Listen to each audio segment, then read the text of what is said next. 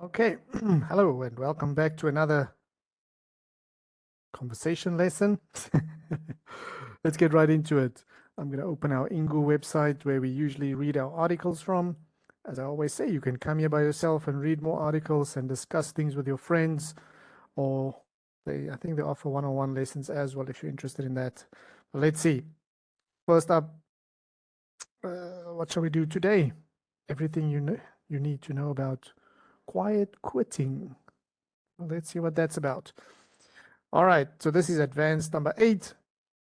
We're going to start off with a vocabulary. As I always mention, I'm going to read through this. I'd like you to hit pause afterwards, and then if you're not sure about the definition that they give here, you can go on to Google and just type it in, because a lot of times one word may have different meanings depending on the context that you use it in. So have a look there as well. Let's start. First one, related, and that is connected or belonging to the same type, group, family, etc., connected with a specified thing. Smoking cigarettes can cause lung cancer as well as other related diseases. Sorry, let me just make this a bit bigger for you guys. All right. Then the next one we've got hustle, and that is a state of great activity and energy. I can't wait to retire and move away from the hustle of the big city. Right. Next one, a coach, a person who teaches people sports or trains a team, a person who gives extra teaching. I've loved soccer all my life and became a coach when my son started playing. There's another example here. My singing coach told me that I should rest my voice for a week. Okay. Then the next one we've got constant, happening all of the time or regularly. The constant noise from the construction site across the road makes it really hard to focus. Last one, caption, a title or short explanation that appears under a photo, drawing, etc. The caption says this photo was taken in 1916. All right. So now we're going to go to our article. Again, I'm going to read through the whole thing. You can hit pause after each little passage or paragraph, whatever this is, and make sure you get the pronunciation down. Then we'll go on to our discussion questions. So everything you need to know about quiet quitting. The phrase quiet quitting has become popular on social media. It doesn't actually mean quitting your job. Instead, it means doing only the work that is strictly necessary and nothing else. Quiet quitters still get paid for their job, but they don't do any extra work. They don't do overtime, and they don't check work emails or answer work-related phone calls in their own time. Quiet quitting is often seen as the opposite of hustle culture, the idea that you should always be busy and that work is the number one priority. It seems that younger workers want a better balance between their work and their personal life. It's not clear who invented the term quiet quitting, but it has become a popular topic on the social media site TikTok. According to Gawker, the first TikTok video about quiet quitting may have been by a career coach named Brian Creeley in early March 2022. In his video, Creeley says that by taking it easy instead of just quitting their jobs, people are moving away from a hustle culture where there is a constant need to work, work, work, and he thinks this is a really healthy and positive thing. However, quiet quitting became a really popular topic after another TikTok user, Zaid Khan, posted a video about it in July that went viral. In it, he rejects the hustle culture idea that work has to be your life. A caption on his video reads, "Work is not your life." A Gallup survey in June 2022 found that quiet quitting was a real trend and that at least 50% of US workers are quiet quitters. Jim Harter, chief scientist at Gallup, said that bad management was to blame for the attitude of these workers toward their jobs. However, others say that only doing what you need to do at work is normal and that only the term quiet quitting is new. One TikTok user commented that Khan's video, "This is what I've been doing all my life." Okay. There's a bit of a Yeah, let's go to the discussion questions, then we can talk about that. Because I don't know where I'm lying exactly. So again, I'm going to read the question. You can hit pause before I answer or after I answer, and then you can give your answer and see if we have similar thoughts, or you can listen to me first, and then if you want to add something or you want to disagree about something, you can respond in the way that you would normally do. So number one, what are your thoughts? And again, sorry, remember when you respond, you have to say it out loud, like we're having a conversation, like I'm talking now, you have to talk back. Okay. So what are your thoughts on quiet quitting? I I don't know if I agree with it or not. I do agree that you need to have a very good work-life balance, and that when you're finished with your work, you should be able to cut off.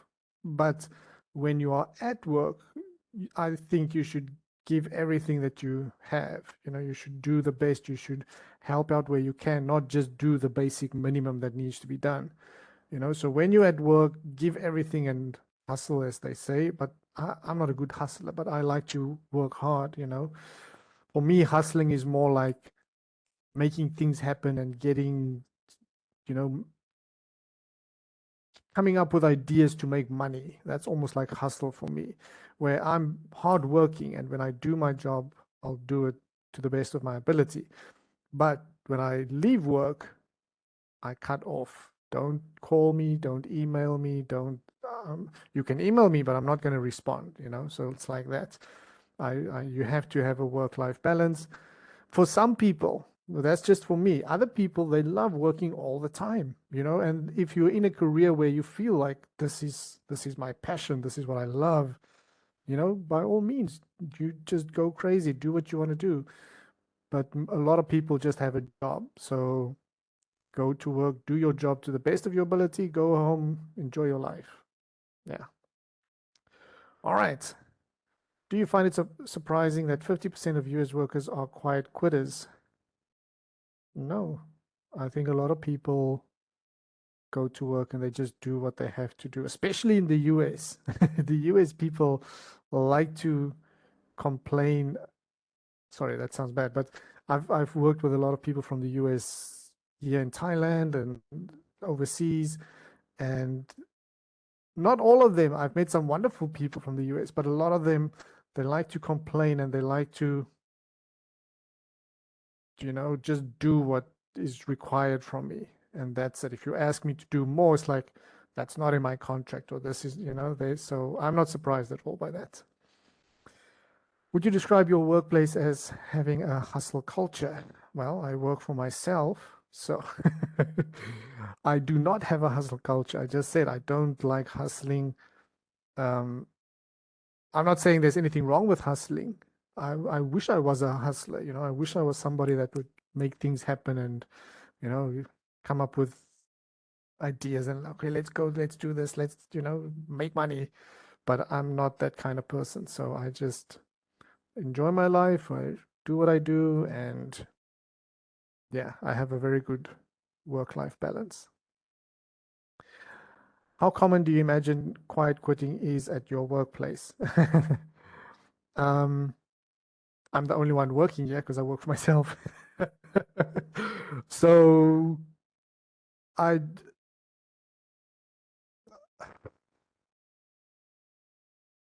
I'm not a hustler, but I'm not a quiet quitter. So do with that what you want. I don't know. Do you know anyone who treats work as their number one priority? Oh, yes, of course. I know many people who do that. And most, if not all, the people that I know that do this is either, they work in a field that they love, that they have a passion for. So the work is, they're passionate about what they're doing, or they're very driven by money. And if you're driven by money, doesn't matter what job you do, it's like, I need to get more money. So they make, they do everything they can to do that. Okay. For the discussion, number one there, are people's relationships to their job changing in your country? Um, I don't know my country because I haven't been in my country for 12 years, so I don't know. But I talk to a lot of people around the world and I deal with a lot of people from different countries, and it seems like it's changing around the world where I think it's this culture that's been created, like you, it, I was raised with good things are a privilege, and now it seems like good things is just what you're supposed to have. It's a right. And so when you get in a job where you're not happy or you don't like, then it's like it's my right to be happy. I shouldn't have to go to a job that I hate. And it's a privilege. You have something that's giving you money so you can survive. So it seemed like it's changing, but again, I was raised in a time where my parents or great grandparents thought, oh, we were soft, and their grandparents probably thought, oh, they are soft. So as society progresses, I guess we get more luxuries and it becomes like a norm. So maybe it's a good thing. I don't know. Maybe life gets better, and who knows? Who knows? Number two, does your job allow you to have a good work-life balance? Absolutely. I make sure of it. I have a very good work-life balance. I have more free time than what I work. And I did. I had cancer about 5 years ago. And before that, I was working very, very hard and was kind of driven by money. And so I was like, do what I do, work extremely hard because I got quite a bit of money. And then it's like, I got to a point where it's like, ugh, what am I doing? What does it help? You have all the money, but you get to an old age and it's like, what did I do with my life? So I wanted to change that. And then actually, when I decided I wanted to change that, I got also diagnosed with cancer. And it was like, ooh, all of a sudden, it's like, yeah, your life can end right now. So you better check what's valuable for you. And so now I work a lot less, I get a lot less, but I still manage to earn a living and I can do things that I'm passionate about now. So I've got a lot of free time I started I started welding things. I do a lot of renovations around the house. I did a bit of theater acting that I've never done before. I love cooking. I've been cooking for the past few years and I really enjoy that. I'm building a pizza oven now, so yeah, all sorts of things that make me enjoy life. I live in Phuket now, which is like a holiday destination. So I, there's a saying that you should live a life that you don't need a holiday from, and that's what I'm doing now. And I can't take a holiday because if I take a holiday now, because I'm working for myself, I don't get paid. So I cannot take a holiday. But again, it doesn't feel like I'm working really, so I don't need to take a holiday. Yeah. Number three, has your attitude towards your job changed much over the years?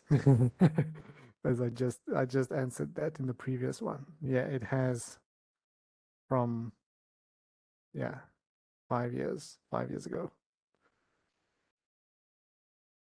Number four, do you know anyone who has a job that's perfect for them?